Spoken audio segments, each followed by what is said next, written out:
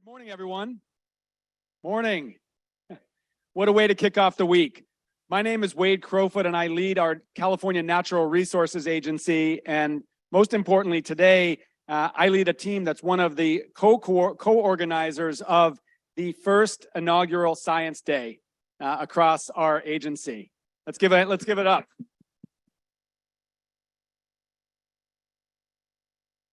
We have a couple hundred leaders from state agencies, from academic institutions, from research institutions who have come together in Sacramento today to understand how do we support each other, how do we strengthen the work together to address some of the most significant challenges we face in California and the world.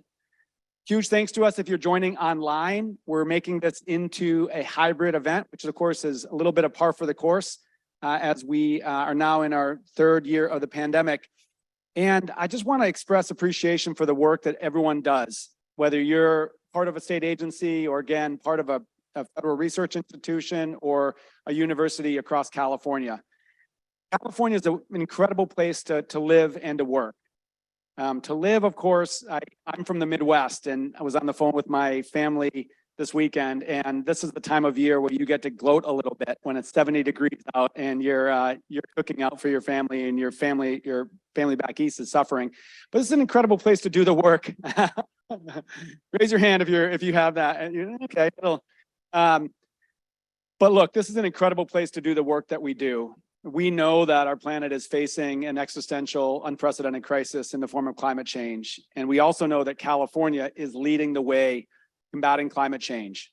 We represent the fourth largest economy in the world, with among the world's most aggressive targets to reduce carbon pollution and to achieve carbon neutrality in just over 20 years, to achieve 100% clean energy in that time, to shift away from fossil fuels to a cleaner energy generation for transportation. At the same time, to adjust to climate impacts that we feel particularly acutely in the Mediterranean climate, like other similar climates around the world, worsening drought and wildfire and flood and extreme heat and sea level rise.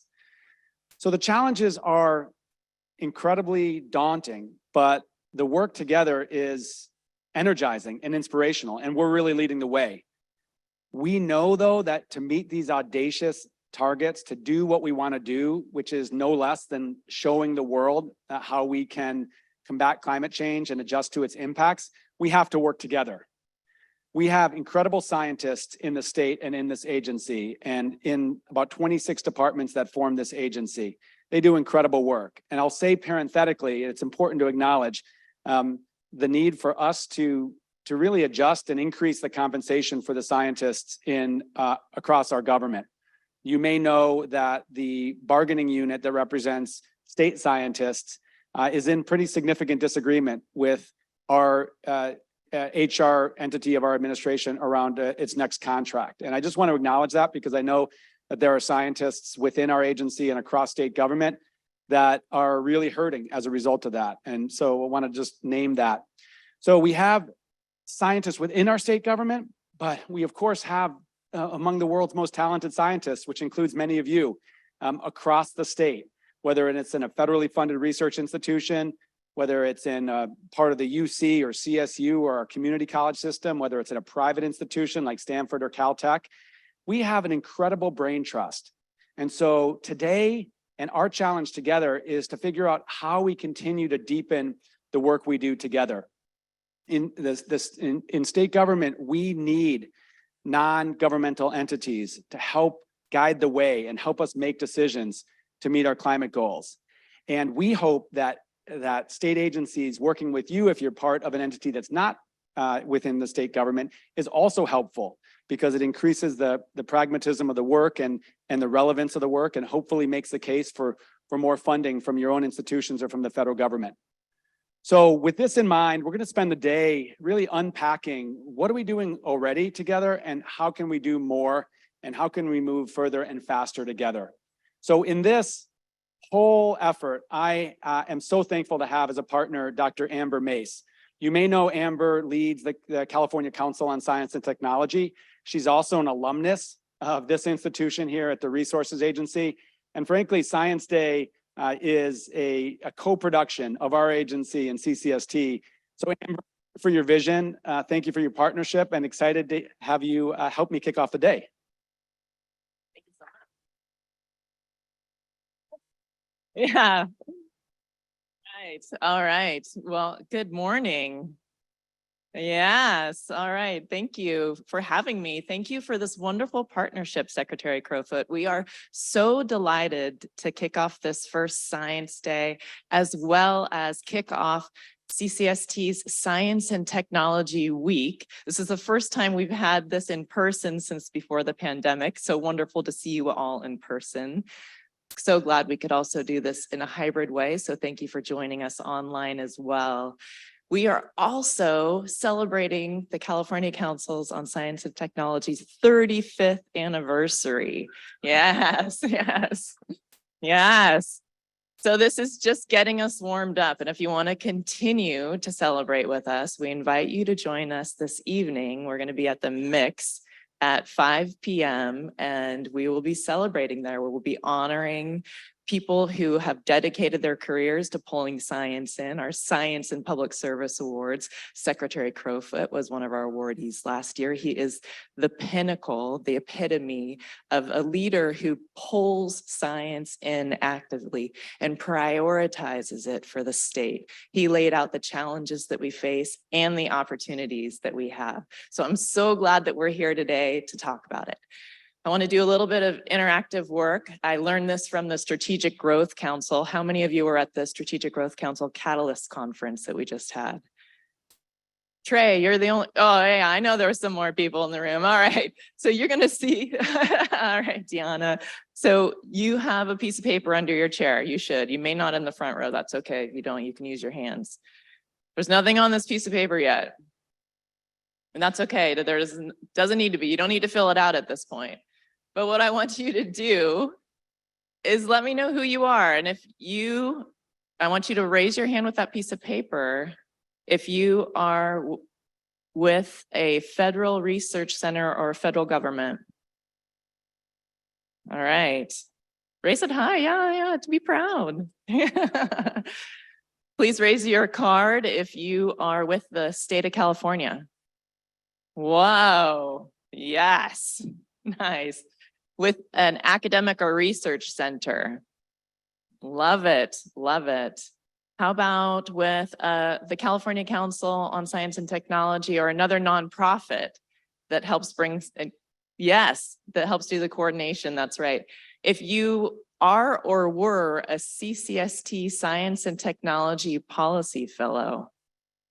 Yeah. All right. Wonderful. Okay, that's fantastic. So we've got a lot to do today. Part of this is connecting with each other. So, you know, that's dusting off the cobwebs of how we interact with humans again. If you're like, do I shake your hand? And I don't really know. It's okay. So pro tip for the day, we're all rusty. And that's okay. So I just want you to be brave, talk to people you don't know, reconnect with people that you do. We're going to help you get warmed up with that. In just a moment, I'm going to ask Secretary Crowfoot to bring his panel up. And while he does that, you can come on up. I'm going to ask all of you to introduce yourself to somebody you don't know and just have a little bit of a conversation. All right. Thank you so much.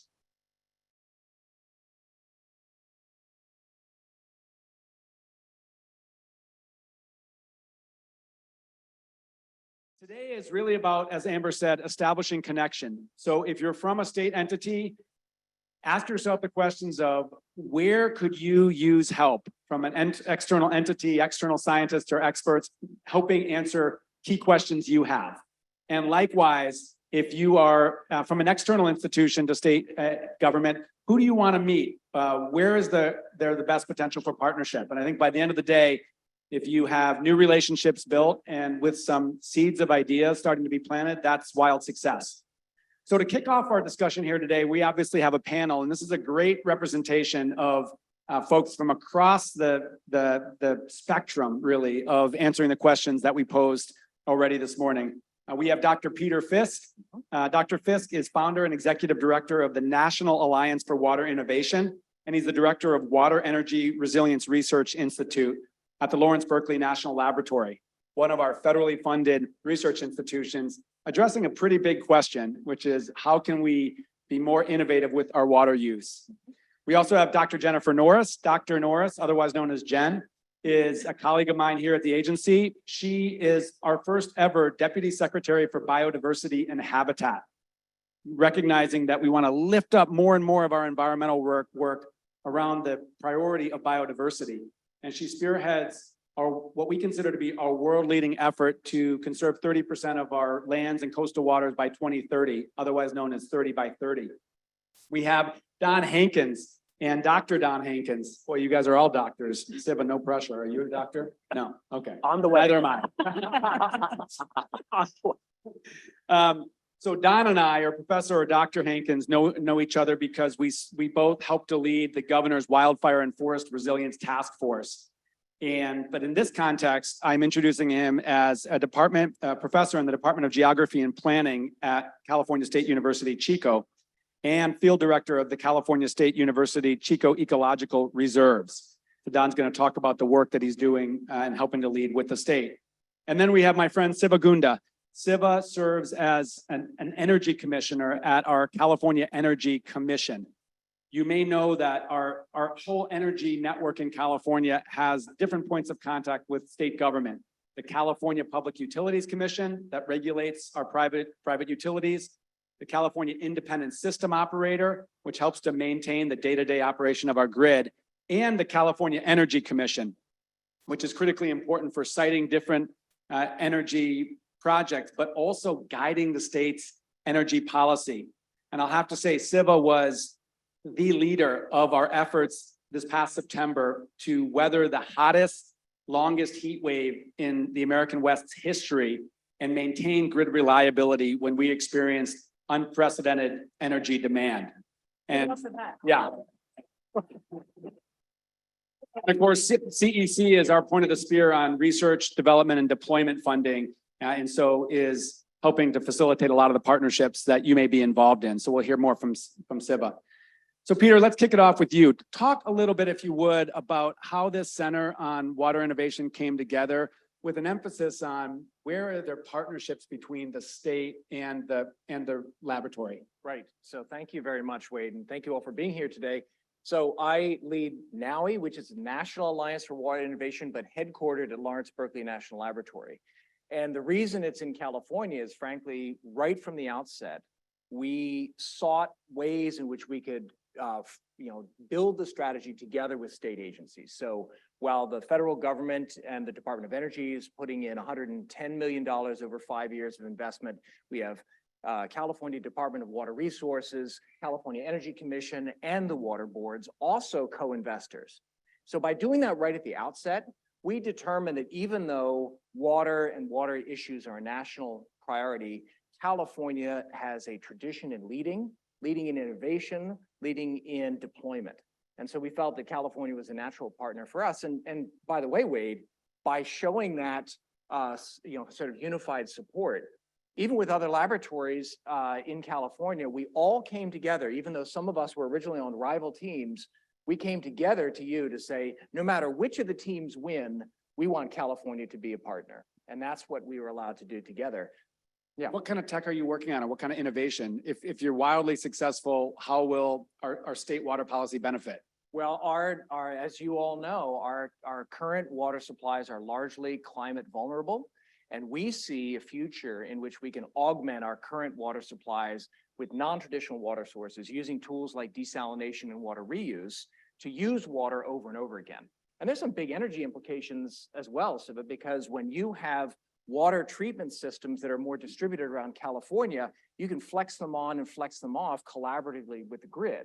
And so we get a double benefit of not just improving resilience and reliance of water supplies, but also hardening and strengthening our grid itself. Yeah, and that's really important. It was this past summer that Governor Newsom issued an updated water strategy, specifically to prioritize actions to help supplant about 10% of our water supply that scientists tell us we're going to lose by 2040 as a result of hotter temperatures. Less snowpack accumulating in the winter, more of that snowpack absorbing into dry soils, evaporating into the warm air. So we know in the area of water supply, we need to innovate. And so what you're doing, Peter, and what your team is doing on things like how do we desalinate brackish water, groundwater sources that might be available in parts of the state, but actually are salty. How do we do that in a cost-effective way? It's those types of technologies that are going to help us meet that target over the next 20 years. Yeah, I would say also one of the things that really the contribution from the states was, as federal scientists, we think about science and pushing back the frontiers, but the state agencies are like, hey, buddy, this has to work. We've got to get going here. And so I would really credit the state agencies for helping us not just have sort of immediacy and urgency to the kind of work we're doing, but also presently the federal government is very concerned in a positive way about place-based research and being able to align national and even international research questions with real people in real places. And water certainly does that. So some of our pilots that are going to be coming online this and next year are going to be producing real water for real people. Excellent. I want to come back to you on a few lessons learned as you've set this up, because others in the audience might already have partnerships or might be considering partnerships like this one. Jen, let's turn to you. 30 by 30, an audacious goal. What level of engagement or partnerships exist between state agencies and external institutions, and what level of partnership should exist? Yeah, that's a great question. So 30 by 30 is an audacious goal, and it sounds super simple. We're going to conserve 30% of California's lands and coastal waters by 2030. But it's actually really complicated to figure out how to do that right and to make sure that we do it in a way that protects our biodiversity and is forward thinking about climate change. And doing that right requires science. It requires science at all levels. We have to understand where the biodiversity is, how it responds to threats, what it's going to look like in a future with less water, with more heat. And so we have partnerships really at multiple levels. We have, I think it was Director Chuck Bonham who said, 30 by 30 is this great aggregator. It actually brings together all these different threads of science and work that's been ongoing and been going really well. It just gives us a unifying theme. So within agencies, we're relying on tons of information that's been gathered over decades. In particular, Department of Fish and Wildlife has their biodiversity data sets. We've got information from Cal EPA on climate. So all of that information is critical sort of as a baseline of where we are and where we need to go. Also, just tracking where we have protected lands across the state is an important data set, the geography of where these lands are. But we also have really important external partners. The California Biodiversity Network is actually an organization that grew out of the 2018 Biodiversity Initiative signed by Governor Brown. And these were champions of biodiversity who are really trying to get it on the map in state government. And they've continued to be our partners moving forward. And we asked them to come together and provide us with insights into what crucial science needs we have moving forward. What do we need to know? What are the gaps that we need to fill to really do 30 by 30 right? And they developed an incredible, hundreds of pages, maybe it was 40, felt really long, but had tons of really good information about all the different needs that we have across the state, across taxa, thinking about climate, thinking about equity, thinking about access to nature. So really valuable partnership there. And then last, I'll just And Jen, can I ask you, give me a few examples of who's in the biodiversity network? So that's faculty from UC Berkeley. It also includes some of our Department of Fish and Wildlife biologists. We've got faculty from the UC reserves. So it's a lot of university scientists, but they're stationed all over the state. But there's also nonprofit practitioners, people that are in land trusts. It's really a consortium of experts, both within academia and nonprofit, and then it's connected to our folks. So it's kind of everybody that's doing science. And I'll tell you, it's open to anybody who wants to participate. If you want to be part of, they have many high value roundtables where they're doing a deeper dive into certain issues like bioinformatics. So I would encourage you to check out their website, biodiversitynetwork.org. And Christina Sloop, I see her in the audience. Christina Wave, she's one of our key connectors on that. I think she's chair of the network moving forward, right? Thanks, Christina. And then I just want to say one more thing and then I'll be quiet, which is that community science is a key part of what we do as well. The iNaturalist app, if you don't have it, who has it? Yay.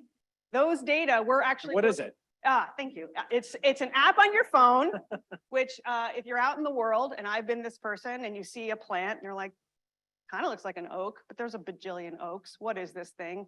You can actually take a photograph of it and get on the website, and the crowd will sort of give you a sense of what that species might be. And so then you find out what it is, but it also takes data and it's spatially referenced. So now that species, that individual you found, we now know that it's there. And because it's got this incredible multiple hundreds of thousands of people, it's like Wikipedia, you don't get the wrong answer because people weigh in and you end up with the right one. So really important data set for getting into those places that we don't have time or resources as state agencies to go, and really getting people in the community part of 30 by 30. So that's an exciting sort of happening at lots of levels. Yeah, more to come. I'll say the idea of a network, which is a group of scientific leaders, scientific institutions that plug in with you on a fairly, systemic basis, is a really interesting model. And then also just to call out iNaturalist is a category of tools we call community-based science, or formerly citizen-based science, really available to all residents, so that they can actually participate and build that data that we know we need. So Don, you could have been minding your own business up there in Chico, just being a professor, but from in my experience, you're really leaning forward to help inform a lot of our decision-making in the state. We work together on indigenous stewardship practices related to wildfire resilience. Can you just talk a little bit about your journey to really being a leader of more of these partnerships? Sure, thanks, Wade. To begin with, I think it's really important to recognize that for myself, how I engage with community and with science is really through a participatory framework. And my dissertation research was using traditional ecological knowledge and work within the community to address problems that were starting within the community. And one example of that was with the Cache Creek Nature Preserve Tending and Gathering Garden, which began 22 years ago. And we hear about that currently in the media as a place where indigenous fire is being utilized and people are learning about fire. But I began there and brought that model up to CSU Chico. So when I began teaching at Chico, I started to continue the progress on work addressing the relationship between fire and biodiversity, and water issues in terms of stewardship and groundwater hydrology and things like that, that are ultimately rooted in an understanding of indigenous knowledge systems and partnership with local peoples. And so I would say that in the early part of my career, there wasn't a lot of interest in that topic. But I would say the catalyst was probably, unfortunately, the wildfires in 2018, 2017. And people started to pay a lot more attention to what the solutions could be with partnerships with indigenous peoples. And so with the work that we've been doing at Chico and more broadly across the state where we have the invitation to do that work, we've got partnerships with different tribes and practitioners who are interested in addressing very specific types of things, but ultimately feed into the issues that we're dealing with as a broader society around biodiversity and climate resilience and things like that. And so we've got a lot of great projects that are coming forward in terms of developing capacity within the tribal communities, while also supporting the needs of our students who will ultimately become decision makers, who will come to work as your colleagues in alongside you in industry, within the agencies and so forth. And I think that's really the pivotal opportunity that's there. I wouldn't necessarily call it like the cutting edge science. We're working on very pragmatic and applied types of things, but it's very important to the efforts that we're going through. Absolutely. And I talk about our state government being on a journey. I inherit institutions that actually perpetuated this disconnection and these historic wrongs, and in some cases violence against tribal communities. And so we're working to really build a different future, stronger partnerships, more engagement, land return, co-management. But I'll say personally, I've had a number of instances where I'm actually able to walk the land with a tribal member and conservationists or ecologists. Most recently, I visited the soon to be our newest state park at the confluence of the Tuolumne and the San Joaquin Rivers, and was there with some remarkable scientists and the newly hired manager of the project, which is a partnership with an entity called River Partners. And he and his family have collected plants in the region to do basket making and basket weaving since time immemorial. And it was an incredible day because as much as those scientists knew about this floodplain and the plants, this young leader who I just met had such a depth of knowledge, not only around the specific plants, but how the plants work together. And to me, it was just one more indication of we are missing the boat. We have a huge blind spot if we don't incorporate that traditional ecological knowledge. And I'm really proud that in our 5th climate assessment, which is our state funding applied climate research, a key part of that is now traditional ecological knowledge, because we know we need it. We need those practices. We need that understanding to actually steward the lands and waters and resources as we should. So thank you for being that point of connection. Don, quick question though, for scientists or experts who haven't worked with tribal leaders or tribal community members, what are some key points as they approach those relationships? Yeah, one, to just begin with right off the bat is that people in tribal communities are often taxed with a lot of asks. And government to government consultation is one ask that just bombards tribal communities. And a lot of our tribal communities are pretty small. We have a few large tribes like up in northwestern California, like Yurok and Karuk, that we all hear quite a bit about. And they have a lot of capacity generally to deal with those kind of requests. But a lot of our tribes are really small, and the requests that they get often, they just don't have the ability to respond to. So depending on where you're at, if you put the request out, they may not get back to you immediately. They may have the interest. They may not have people within their community that have the knowledge that you're asking for, or they do, but they don't want to share it. So it's important to be sensitive to that, I would say, first and foremost, and just be patient in working with those communities. But I also think that, and thinking of the network discussion, there's networks within our tribal communities across the entire state, outside of the state and so forth, that if you're looking to build relationships, and this is probably the participatory side of it, is to begin with trying to identify who you want to work with, or who may have the knowledge that you want to partner with. Work on building that partnership first, and then develop the questions together, and move forward based on that approach. And I think that kind of a shift is maybe not necessarily the way that we tend to do things, or we have an idea as a scientist and we come up with it and we say we want to now find somebody who can add value add to something. That doesn't always work so well within tribal communities. So being patient, trying to find the right people within the networks is really important. And I'll just add, and Wade introduced me as being professor at CSU Chico, but I also co-lead the Indigenous Stewardship Network, which is intended to connect on these different issues across the state. So we now have, another, I won't call it a one-stop shop, but we have the ability to, help to bridge between people. So Really helpful. Let's turn to Siva. Holy smokes, you have a lot on your plate. So we talked about energy reliability and this march toward 100% clean energy and the energy innovation that we're doing.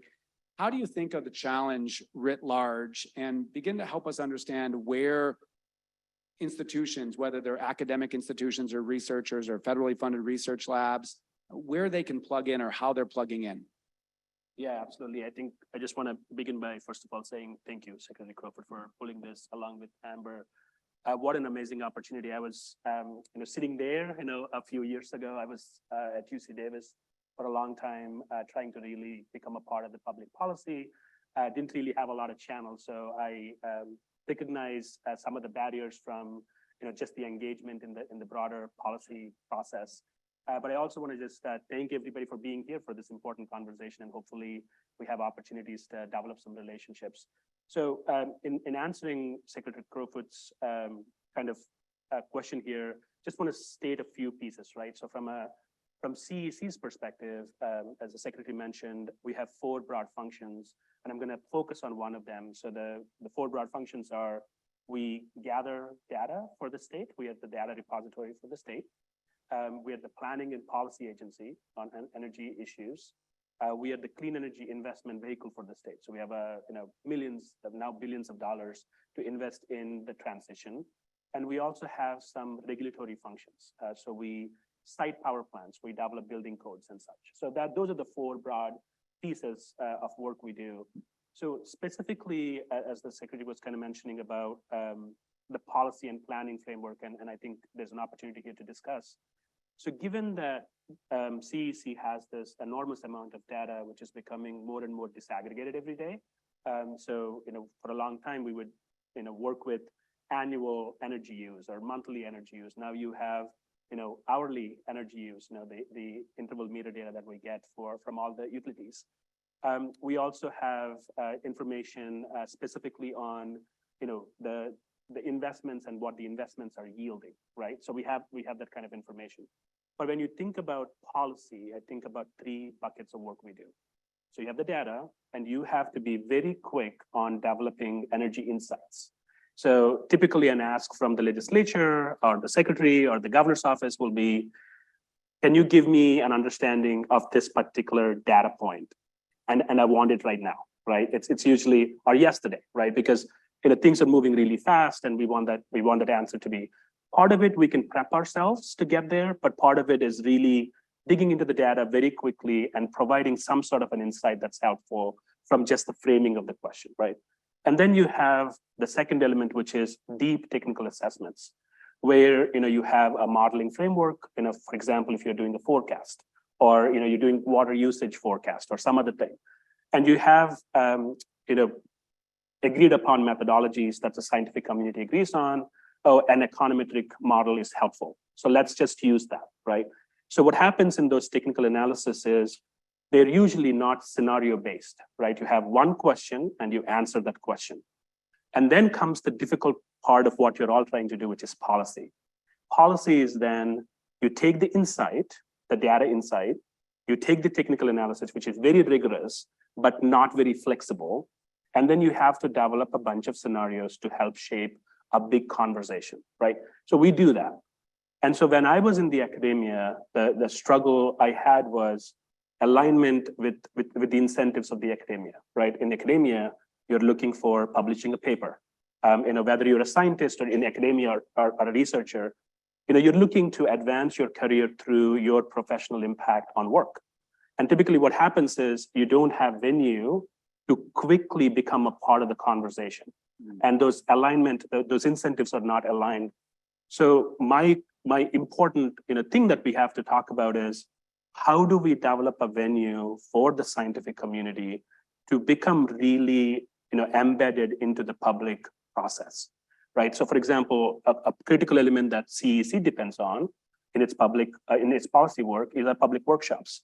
And if you look at who's present at the public workshops, we typically have public, who are really impacted, communities show up, and we're trying to do everything under the leadership of the secretary to improve community access to our workshops. But a large amount of people are stakeholders who have either a business interest or paid to be there, right? Academia are not paid to be there, and there isn't an incentive to bring your information and put it in the public record and be a part of that conversation and continuously evolve your analysis to shape the policy. So I think the biggest opportunity is the intellectual wealth that the scientific community brings. The barrier is how do you align the incentives with the timeframes that we need to work on. So we have good examples, people like Severin Bornstein, he's hot in the press right now because he's been working on the petroleum issue. And that's a big issue and it's a timely issue. But if you look at it, he's been working on that for the last 10 years. He's been talking about it. And he's embedded into that problem. So right now we're able to quickly call Dr. Bornstein, what do you think about this issue, right? But a lot of the scientists and the research community are not visible from a policy standpoint, and they're not embedded enough. So I hope venues like this will just allow us to figure out ways to partner so you're embedded in the system, so we can make a call, and then you're also following the public process. Absolutely, and I want to dig in a little bit on that topic of incentives. How do we make it worth it for academic institutions or research institutions to partner with us and vice versa? But I want to give another example, Siva. I think petroleum is a good example that you just raised. But as it relates to these floods that we just experienced, we just experienced 9 atmospheric river storms in a row. And our understanding of those storms was revolutionized by shared investments that we made with non-state entities in understanding atmospheric rivers. Specifically, Scripps Institute of Oceanography was a recipient of state funding through our Department of Water Resources for the last several years. And fundamentally, that investment was all about understanding the phenomenon of intensifying winter storms. So we can eventually adjust our reservoir operations to be more nimble, but also so we could understand the impacts of these storms. And Siva, to your point, this is a relationship, a multi-year relationship, but it came into the decision-making during the storms because data and modeling that Scripps had put together literally informed us every day in the Unified Command Group at the Office of Emergency Services to better predict where we were going to experience the most intense precipitation and therefore the greatest flood risks. So it was a perfect example in my mind of where an established relationship, a durable state investment, shared investment is building our knowledge that very quickly comes to the fore and helps us make decisions. And not only will help us make decisions in real time, but also informs the broader policy. Yeah, just to react to that one, I think Scripps is one of those great examples of how embedded it is in our forecasting process.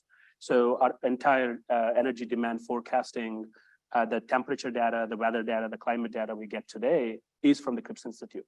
And it's just so embedded. And it's one of those examples of an excellent partnership that's not just a contract based, but a long-term base that has longevity.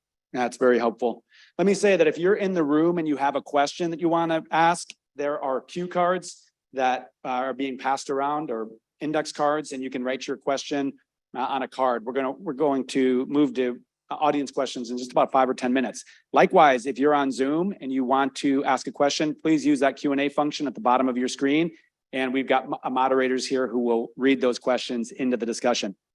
So Peter and Don, question for you. What should, you saw the hands of folks from state agencies in the room. What do these folks need to understand about partnerships? What's your value proposition? In other words, what's the incentives that we at the state need to provide to create effective partnerships? Yeah, so first of all, Siva, I really appreciated your comment about incentives and the structural differences, because it is real. But I would say that as much as you all who work here in Sacramento are intimately familiar with all the inner workings of your agencies, it is dramatically opaque to us until we get to the point where we need to interact. At NAUI, we recognize this early on, that the opacity is only broken down when people start actually working together and talking together. So every one of NAUI's projects, even though it's a research project, we assemble a side group of advisors called a project support group. And we invite people from the NAUI Alliance and from community of place-based, sort of experts to just guide the research. Similarly, we know there's a lot of stuff you're doing, and yet we want to help. I think that, you talk about the incentives, and it's often natural to think about, well, do we have funding and partnerships? And certainly, certain amount of science is coin operated, and it is important for us to be properly resourcing. However, I think what really drives a lot of scientists is fundamentally the potential for impact. And nothing makes somebody feel not great when they've spent 6 years doing something that's marginal or peripheral to the real problems. California, we love this state. I am a hot under the collar Californian partisan. And one of the things that's exciting about doing research in California is that we are the 4th largest economy. We have incredibly talented people in state agencies who say, oh, you're interested in arsenic? Let me take you over here. You talk to the people. Oh, you're concerned about butterflies? Come on down. That's kind of, as much as anything else, we know you guys are busy. You're working so hard, and you're doing it for us. But we do need to figure out ways for you to invite us in at the project level. Find the assistant professors, find the young scientists at the national labs who are building their careers, who are labile and ready for some sort of external bonding. And those bonds can last for an entire career. Wow, well put. And I'll note that CCST, the California Council of Science and Technology, is really meant to be that interpreter. So, you know, our institutions are opaque to you all. Your institutions are opaque to us. Basically, I don't understand how federally funded research facilities work, or the vast entity that is the UC or the CSU, or one of its myriad centers of research and practice. So I'm with you, Peter. You know, us asking for help, engagement on key questions we face is part of it. And then you all reaching out to us to offer information or build relationships, and CCST as a real kind of relationship matchmaker, I think can be very helpful. Don, how about you? You know, I think that the ideas of what Peter is sharing makes a lot of sense. The one thing I would say from my own experience and thinking about things within the CSU is that we tend to be an underdog, right? We tend to be overlooked for a lot of things. And I think that being able to bridge, one, knowing what the needs are within the agencies, to where the expertise is maybe within a smaller institution that's not receiving mass amounts of funding for research, but more focused on teaching, there still may be really good people within that system to be able to share knowledge. So being able to have these kinds of discussions makes a lot of sense around that. And then I think just being able to build that kind of trust and awareness through funding of that and developing the pipeline for that sort of thing to occur is really a huge opportunity that I think we're starting to recognize a lot more about, but necessarily hasn't been there in the past. Yeah, and I would say a lot of the work that we do, particularly at the resources agency, is place-based. So Jen, 30 by 30, almost in, definitionally is place by place by place. And it seems like there may be opportunities, yes, at the state level, statewide policy, but also at the regional level. Can you talk more about what that could look like? Yeah, I mean, I want to say just a couple of things about how the state is using scientists and then get to that, which is at least within 30 by 30, one of the great things we did. I was really excited that we were part of this. We had a bunch of questions we wanted to ask as we were developing our strategy. One was, how do you protect biodiversity across the state? What should we focus on? Should be richness, rareness, diversity, plants. What do you want to, how do you advance equity as you do this work, and think about access to nature? How do we think about climate change? How do you define conservation? And so for each of those, we actually brought in academics, but also practitioners, people that were working in conservation into these small little, brain trusts that wrote a white paper. They grappled with a bunch of questions. They wrote a white paper and then they presented it to a public forum. So there could be both the teaching, but also the sharing of knowledge that they had. And that was an incredible experience. We probably ended up interacting with about 40 different individuals across that process. So I loved that model. I want to use it again. I thought it was really valuable, and it starts to build those relationships. And then the other thing about, your point about thinking locally, it's really true. There are really important needs in each place. And what's great about 30 by 30 is it's a statewide process, but we're really interested in empowering sort of local, regional conservation decision-making. And in my experience, if you're working in local conservation, you know this. Where do you go? You go to your local CSU and you say, have you been working on this plant? Where are the important species, right? You're using data from the state, but you're also using these local researchers that have been working in this place to help you understand what are the really important places to protect? How can we protect them moving forward? What are the threats that we have to worry about? So I think that's a really important piece of the puzzle. And then I'm gonna say one more thing, which is a longstanding dream of mine. Back when I was a master's student, quite a long time ago, I remember the horrifying terror of being asked to come up with a study question for my master's. Who remembers that? And it was like, you have 2 months to figure out what you're going to do to get your master's degree. And it was terrifying. I had no idea. And if I had known then that across agencies, there are questions that you could answer in 2 years that would be so valuable, right? You could go out and just document where a thing is, right? From a biodiversity perspective, there's just no end to questions. Where does this plant reside? What other plants does it associate with? What happens to it when it rains or it doesn't rain? I mean, there are so many fundamental basic science questions that are out there. So if you are thinking about a master's degree, or even a PhD, and you don't know what you want to study, go talk to your local agencies and just ask them, because I promise you, they have questions galore and you won't have to stress about it. And I'd say also similarly, you're sitting there working on a project and you're like, oh, this could go so much further. Right. Oh, I wish we could, but I've got to move on. Ring the bell. Yes. Bring them in. Yes. Yeah, and I'll say, while we have talented scientists in state government, some of whom are sitting here today, they're spread thin. Yeah. And they're doing a lot. And oftentimes they're answering questions very quickly and moving on. So where external entities can provide so much value is to ask those questions more deeply over a longer span. I'm obsessed with understanding climate refugia in the context of biodiversity. Where will animals, or where do certain communities of plants and animals actually need? Where will they need? What kind of places will they need in 50 years or 100 years? Those are not the questions we're going to be able to completely unpack within our state agencies because we're running down the field, but it's certainly a set of questions that academia could help us with.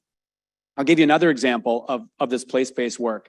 As I said, Don and I hope to lead this governor's wildfire and forest resilience task force, and I see some of our leaders from CAL FIRE here. Increasingly, we recognize that actually getting in front of this catastrophic wildfire crisis really requires regional capacity building and a different set of strategies depending on where you're at in the state. And so Don and I were just down in Southern California, and it was scientists, government and external scientists that helped us understand that the wildfire regime on chaparral landscapes is fundamentally different than what we experience up here. So while we're working to do more cultural fire and more prescribed fire in forests like in the Sierra Nevada, that's actually, could be a bad thing for the chaparral. And it was regional scientists or scientists that were focused on that regional landscape that helped inform an aha moment for us at the state. So just one more example. Siva, I want to turn to you and ask you on the energy side. It's interesting, you come from UC Davis, so you've seen it from both sides. And if there are researchers or institutions that are doing energy work, what do you think are the, but not connected to the state? What are some practical, tips to get connected to these questions, as Peter pointed out?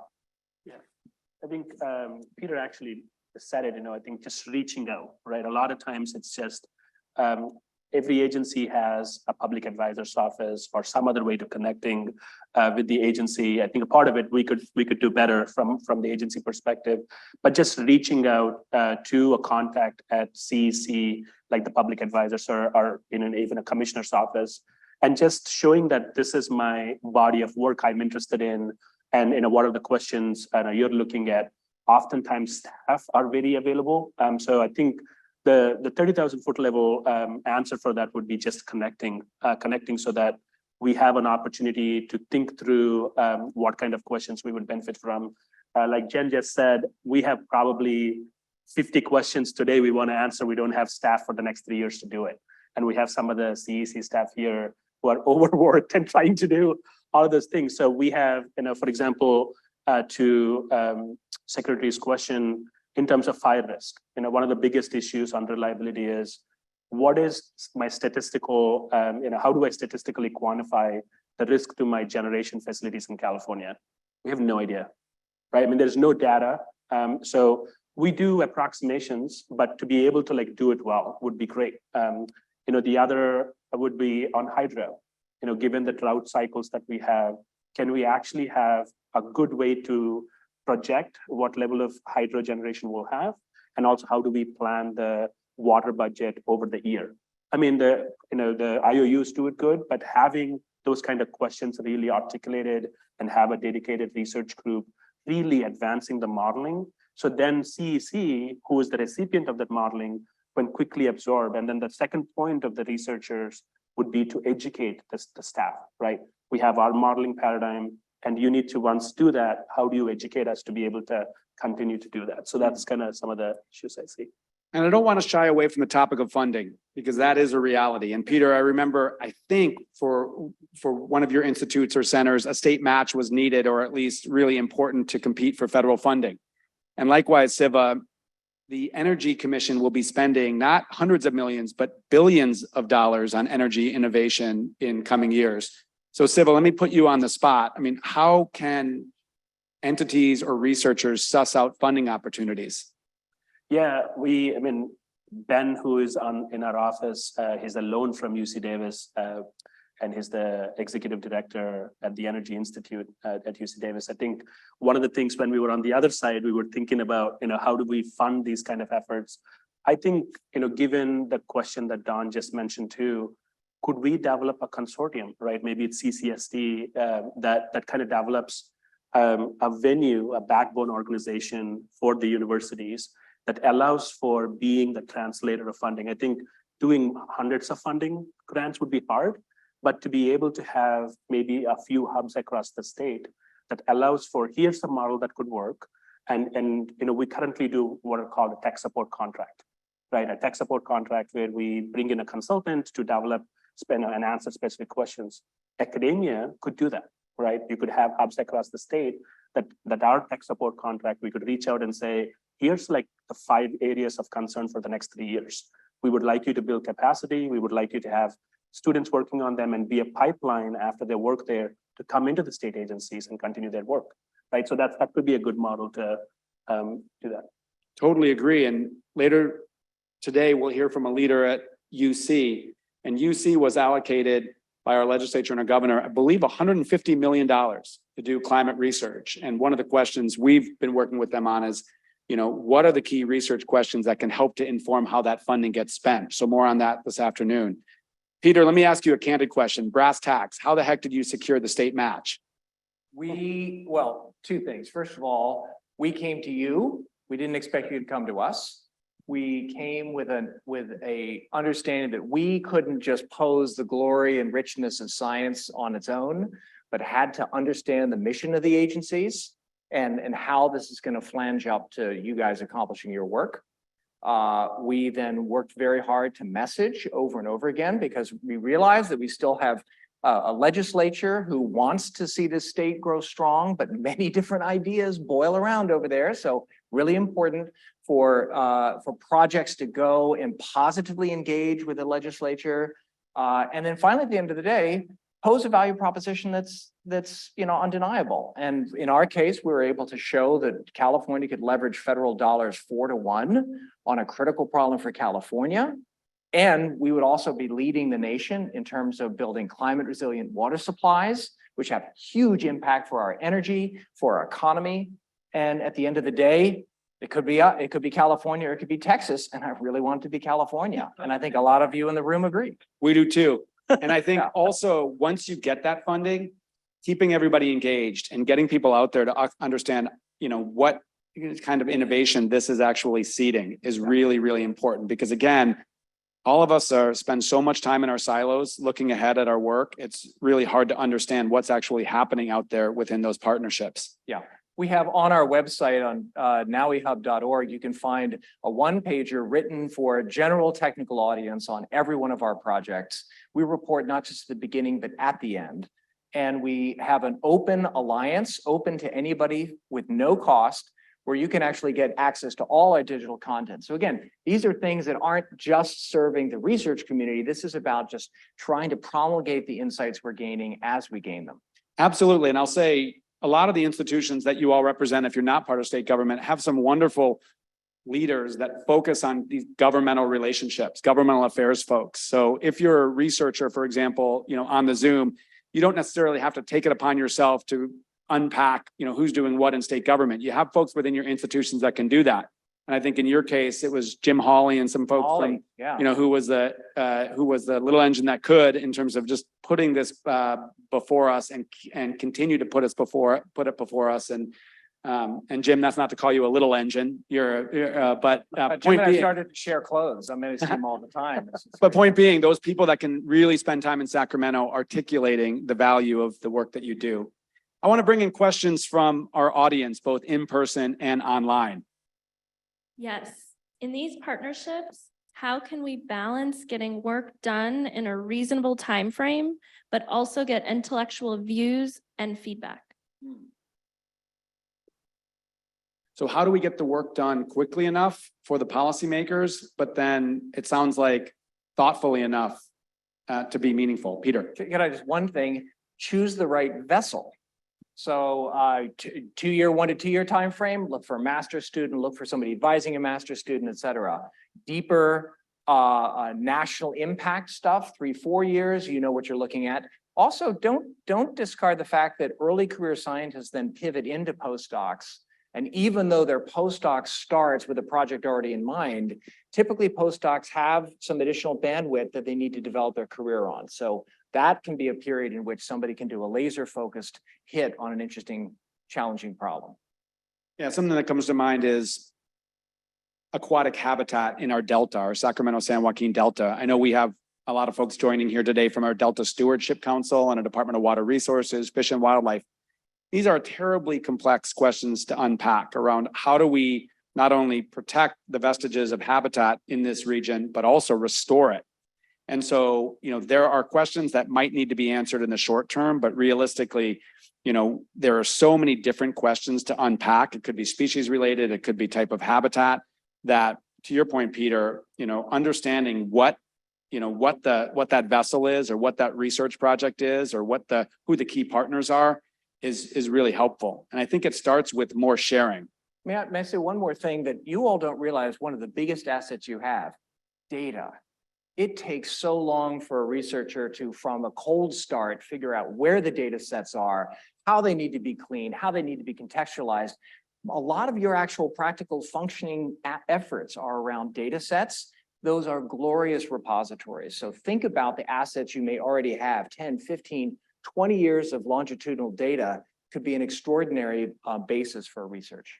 And help us understand how that data can be made more nimble, because I know government collects a lot of data and some of it's not easily usable.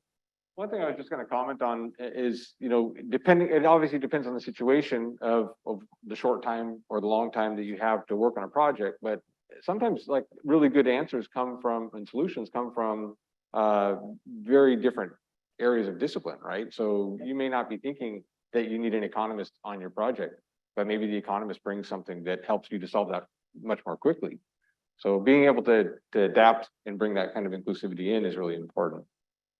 Yeah, absolutely. And I would say, Jen, I want to pick on you because I want you to talk about Cal Nature for a moment, because part of this, Peter, is yes, we have data, but we need help on developing decision-making systems to utilize that data. And we have a bit of a success story with this California Nature. Yeah, so we partnered with Esri. Esri came to us and said, we would love to help you with this 30 by 30 thing. And I got another dream that I'd always had, which is an online, spatially explicit system of maps that are interacting, bringing together these data sets that I was talking about into sort of one public-facing platform that goes from simple, my mother can play with it, true story, to a little more complicated, you can kind of zoom around, to deep, download the data and play with it yourself, GIS. And what it brings together is the biodiversity data that the Department of Fish and Wildlife has been gathering for forever. They've always had theirs online, but this is a much more user-friendly interface that is connected to future climate projections like sea level rise, temperature, and precipitation. It also brings in where we have protected areas in the state that meet our definition for 30 by 30, and whether or not those places are accessible to their communities with a lot of demographic information. So you can play with those pieces of information and look for conservation opportunities. That's why we want it, conservation opportunities for 30 by 30. How can I maximize access to nature and protect biodiversity and think about it 20 years in the future? So to me, that is just an incredibly valuable resource. It's at californianature.ca.gov. I really encourage you to go play with it. It's an incredible thing. And if you're in state government, you know this. For a long time, I was at the US Fish and Wildlife Service. I was a Fed for a very long time. We had our conservation information on paper. And then we could go to a data set that maybe had biodiversity, but it was never all in one place. And so you were literally like thinking about it in your brain. Now it's all visual and spatially explicit and rectified into one system, and it's super cool. That's awesome. And to Siva's point, when the policymaker, whether it's the governor or the legislature, needs an answer to a question, sometimes it's right away. And the idea of having a system that can help answer those questions quickly versus having to, invent the wheel for one answer, absolutely critical. Yeah, I mean, just on the previous question, just to add to what Peter was saying, in choosing your vehicle, I think one of the things that you might want to consider as you do your research, if you're doing a short-term project, it's about learning tools, right? It's learning about frameworks. So given that we're in a very integrated sort of work today, even if you learned a couple of analytical tools on the short term, no matter where you go, those analytical tools could be applied elsewhere. And for those of you who are then staying in a specific area of interest, you will have a much more broader knowledge of that area, but the tools, learning the tools itself will be extremely helpful for navigating the system as a whole. Really good point. Let's go to another question. We'll stay on the data subject. Are there differences in how various local and tribal communities collect and compile information compared to what is considered a typical academic practice? And how do we work together better to ensure we are all getting the data we need to reach shared goals? Great question. Let me turn to you, Don, first. Sure. I'll say that from a tribal side, it's really difficult to bring together a common database, if you will, on different types of data. We're currently in the middle of trying to resolve some of that, particularly around the fire side of the work that's happening around the state. But there's not an easy answer on it. There's a lot of issues around data sovereignty that is important for some tribal communities to retain, particularly where traditional ecological knowledge or environmental law knowledge is involved. I would say that generally speaking, a lot of the tribal data from practitioners tends to be more qualitative type data. Is it good material? Is it not good material? That sort of thing versus like the hard numbers. And maybe that's an important thing to consider also is like, well, what's the value of that data versus something that's numeric? Obviously, we all have to, adjust to those kind of frameworks within our own work. So that's a big element of it. I know some tribal communities are engaging more in development and of their own data storage areas and so forth, but I don't know to what extent that they're necessarily sharing that information outward. So, there's some sensitivities here, obviously.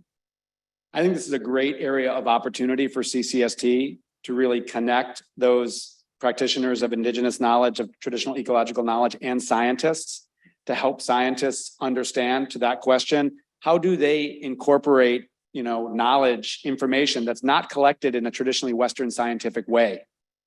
Seems essential to be able to do that. And likewise for traditional, indigenous leaders, how do they interact, or how best to interact with scientists or Western scientists in a way that, maintains sovereignty for the tribe and handles that data appropriately.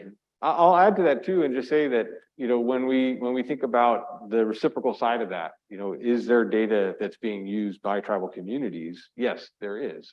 Like if you're doing fire as an example, certainly there's indicators that a cultural practitioner would look for within the landscape that would tell you, is it an appropriate time to burn based on phenology of plants or birds that may be present and things like that. But then you're also maybe relying on a NOAA forecast. And what's the forecast look like for that particular site, and how do you blend those types of knowledges to really come to an informed decision on when and how you're going to burn? Yeah, a great example is we just heard a presentation on a decadal review of our marine protected area system. We have 124 protected areas off our coast. It's kind of a world model of a science-based network of protected areas. And this was the first comprehensive independent assessment of how is that MPA network working during its first decade. And there's some key groups that continue to have concerns around this, including fishermen. So instead of just doing the biological research, which is, a lot of it, it's also doing the socioeconomic research and the qualitative research to better understand, how this fishing community is being impacted and how it feels like it's being impacted. Because, policymaking is not exclusively relying on science. In other words, there are other factors that come in. And to someone's point, if you can bring in different disciplines, for example, on the water side, yes, the technical aspects, but then when we get brackish desal down, the commercialization cost, what are additional barriers to putting it in place? So bringing in a broader set of questions is sometimes helpful. We have a lot of questions today. Great. Some universities are starting to consider impact as an evaluation metric for faculty along with teaching and research. Impact can be key to incentivizing agency academic partnerships, but requires a tracking mechanism. Does the panel have ideas about how to track or quantify impact that scientists may have in engaging with policymakers? Yeah, I mean, we were actually just discussing that in terms of the alignment of incentives, right? I mean, I think, currently, most of the academia and, get credit on, particular citation of your research paper and how often it's cited. So one idea could be, let's say you put a policy briefing in a docket, in a public docket, right? And then the agency uses the public docket and cites your work. Depending on how often it is cited, could there be a conversation between academia and the policy side on saying, yeah, let's weight that score, right? I mean, maybe it's a new metric, maybe it's a P-score that allows for just tracking how often a particular individual's or a center's impact was felt in public policy discussions, and it's cited as a part of the policymaking process. So I think, again, it takes a huge conversation between academia and the equity of that, and then whether that work is considered rigorous enough. To me, if you could shape the policy of the fourth largest economy and shape the lives of 40 million people, that is huge, and you should get credit for that. Yeah, Siva, I just want to say that in many respects, evaluating the output, scientific output, we've already got a lot of things that would be very easy to fold impact in on. We ask for research colleagues about somebody's impact. We look at citations, exactly what you said. How are these people interacting? Who at a state agency is pointing to particular levels of impact? It would be great if a 10-year package in California included 2 letters from agency people. Exactly. Absolutely. And help us understand how to, provide that evidence of impact. So Siva, you had a really concrete example around citations, but I think for you all and for CCST, help us understand how we can acknowledge the contribution and impact. We want to do that. We want to strengthen that incentive for more in academia or research to do more. So that's an excellent question and probably a topic for more work. How do we maintain scientists' independence while they partner with government? Great question. So wait, we don't get to tell you what to actually find? Well, good question. I mean, there probably are concerns about that. So for example, on water policy, we have a water policy in the state that we consider to be balanced, but we've got opponents on all sides. Peter or Don or Siva, how does one retain their independence while working with us on topics such as that? You go first, Don. Or Siva, you want to get in? Yeah, sure. I mean, I think this is a critical question, right? So going back to technical analysis, rigor, transparency, and policy, these are all different elements, right? I want to just share a story, if I may.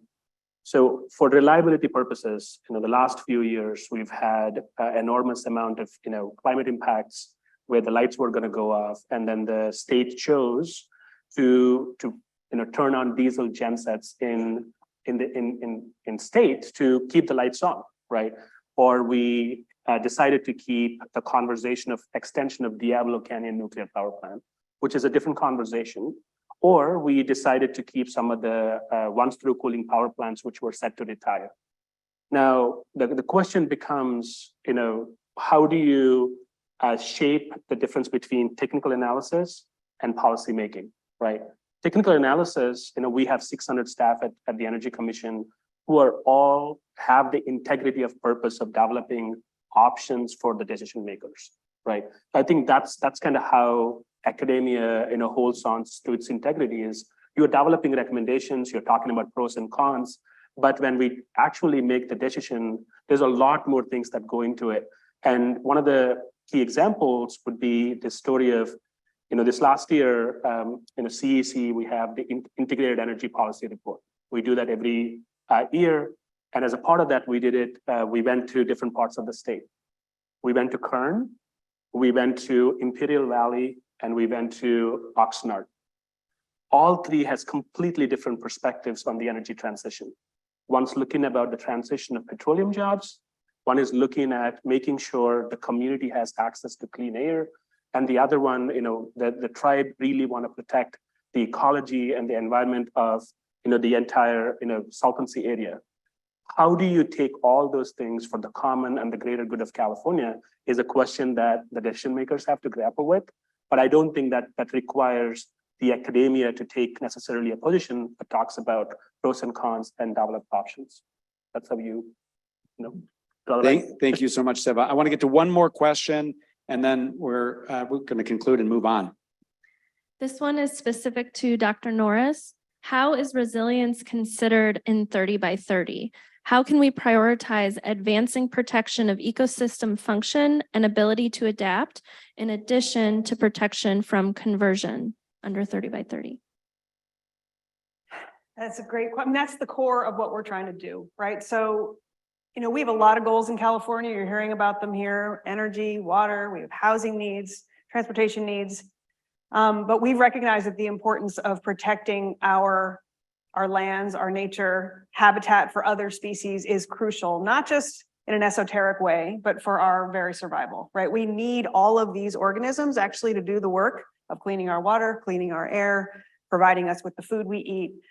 It's not a nice to have, I like to say, it's actually a pretty essential thing, protecting our biodiversity. So, we're committed to this 30% goal, and we really want to rely on this crucial information about where are the most important places to protect. How do we get the suite of organisms that are endemic to California, meaning they're nowhere else on Earth but here, which may hold the key to the future, right? If there are species that are adapted to certain kinds of climates, they may be the most resilient for ourselves in the future. Maybe they're pollinators that are going to help us with our crops. So we're relying on this vast universe of scientists that help us get that information in to our system, so then we can identify the most important places to protect across our state with regional needs in mind, and absolutely connecting with our tribal partners who've been there forever and have those kinds of insights. So all of those things are key and part of 30 by 30. And if you're not already part of our partnership, please sign up and be part of it, because we're having those conversations all the time. Thanks so much, Jen. And thanks to you all. This has been a great way to start the discussion. My takeaways are, we clearly have need. We have need to answer so many questions to help us do what we want to do in California. Again, lead the world, combating climate change and adjusting to its impacts. There are incredible opportunities, some of which we've heard about here on the panel today. And there's real hunger. There's hunger from state entities to deepen partnerships, deepen the work together, because we can't answer these questions alone. And I sense hunger from external entities, as Peter said, to have impact, and working with government can create that impact. So we're very excited about this Science Day being a catalyst. And if I can put CCST on the hook, I would say for those watching online or those here today, if you come away with from today with a desire to meet your counterparts, or ask what your counterparts in external institutions or state government are asking themselves by way of these questions, CCST can help translate and matchmake to create the conversations that will ultimately lead to the partnerships. So with that said, thank you so much. Let's give a round of applause to our panel.